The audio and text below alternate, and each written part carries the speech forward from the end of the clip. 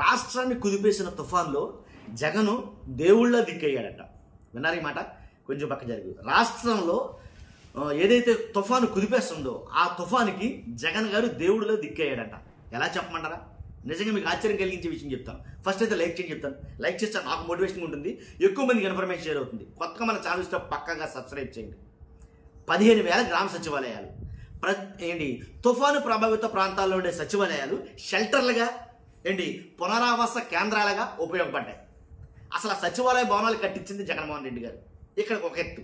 తర్వాత ఇంకోటి చెప్పాలంటే ఆ భవనాల్లో ఉండడానికి వాళ్ళకి ప్రమాదం ఏదైతే జరగబోతుందో, లేకపోతే తుఫాను ప్రభావం ఎలా ఉందో ఎప్పటికప్పుడు సమాచారం చేరవేయడానికి, వాళ్ళ బాగోగులు చూసుకోవడానికి, వాళ్ళు బాగున్నారా లేదా, వాళ్ళకంతా సక్రమంగా ఉందా లేదా, వాళ్ళకి ఆహారం అందుతుందా లేదా, వాళ్ళకి నీళ్లు అందుతున్నాయా లేదా, లేకపోతే వాళ్ళ ఏరియాలో తుఫాను ప్రభావం ఎంతవరకు ఉంది, ఇవన్నీ చెప్పడానికి జగన్ గారు తీసుకొచ్చిన ఏదైతే సచివాలయ వ్యవస్థ ఉందో ఆ ఉద్యోగులే ఉపయోగపడ్డారంట.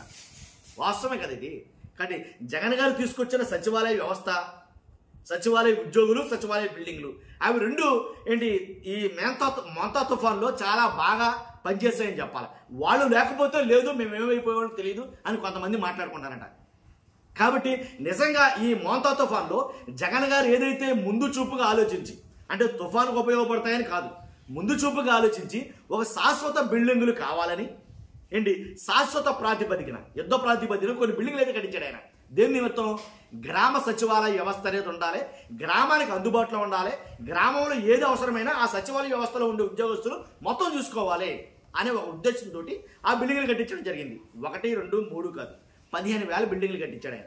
15,000 మంది బిల్డింగుల్లో కూడాను సచివాలయ ఉద్యోగ వ్యవస్థని ఏర్పాటు చేశాడు. ఇప్పుడు కొన్ని జిల్లాల్లో మోంతా తుఫాన్ అనేది చాలా ప్రభావంగా పనిచేసింది. ఆ జిల్లాల్లో ఉండే, ఆ గ్రామాల్లో ఉండే గ్రామ సచివాలయ వ్యవస్థ తుఫాను కన్నా ఎక్కువగా పనిచేసిందని చెప్తాను నేను. తుఫాను కన్నా ఎక్కువగా పనిచేసింది. ఎందుకు చెప్పమంటారా? తుఫాను, దాని నడవడిక, దాని ప్రభావం ఎలా ఉంటుంది ఏంటో ఎప్పటికప్పుడు అప్డేట్ చేసేవాళ్ళు ఎవరు? ఈ సచివాలయ ఉద్యోగులు. ఆ సచివాలయాల్లో ఉండే షెల్టర్లు తీసుకున్న వాళ్ళకి అప్డేట్ ఇచ్చేవారు. వాళ్ళకి పునరావాస కేంద్రాలు కల్పించాయి. వాళ్ళకి పునరావాస కేంద్రాలుగా గ్రామ సచివాలయాలు వెలిచాయి. కాబట్టి ఒకటి చెప్పాలంటే ఇక జగనే దిక్కయ్యాడు అని అంటాం కారణం ఏంటంటే ఆ సచివాలయాలు, సచివాలయ వ్యవస్థ అదే దిక్కయ్యింది ఈ రోజు. ఇక వాలంటీర్లు లేరనుకోండి, వాళ్ళు గొడవద్దు ఇక. కాబట్టి ఈ రకంగా జగన్ గారు కట్టించిన భవనాలే దిక్కయ్యాయని చాలా మంది మాట్లాడుతూ ఉంటే అది కొంతమందికి నచ్చడం లేదు. వాస్తవం అయితే కనుక, వాస్తవాల్లోకి వెళ్ళాలంటే కనుక అదే నిజం. కాబట్టి అటువంటిప్పుడు మరి విజనరీ అని పిలువబడే చంద్రబాబు నాయుడు గారు ఒక విజన్ అంటూ ఉన్న చంద్రబాబు నాయుడు గారు. కాబట్టి మరి ఏమైంది? ఆ విజన్ ఏమైంది? ఆ విజనరీ ఏమయ్యాడు నాకు అర్థం కాల.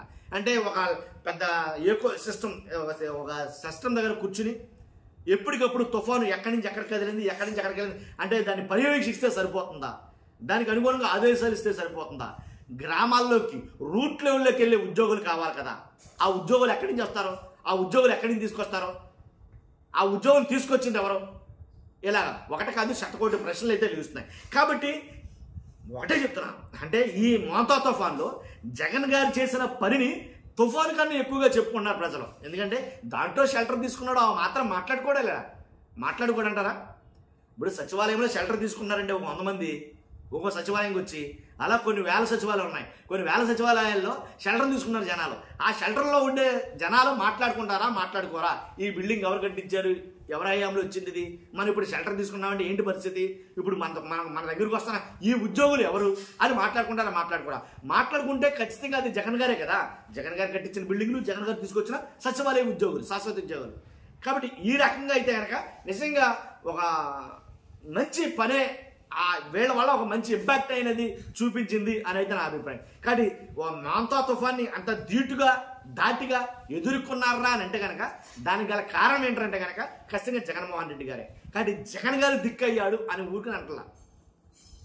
అదే విషయం. చూస్తున్న మీరు అందరూ మీ అభిప్రాయం కామెంట్ రూపంలో తెలియజేయండి. ఫస్ట్ అయితే లైక్ చేయండి, కొత్తగా మన ఛానల్స్ పక్కగా సబ్స్క్రైబ్ చేయండి. Thank you very much.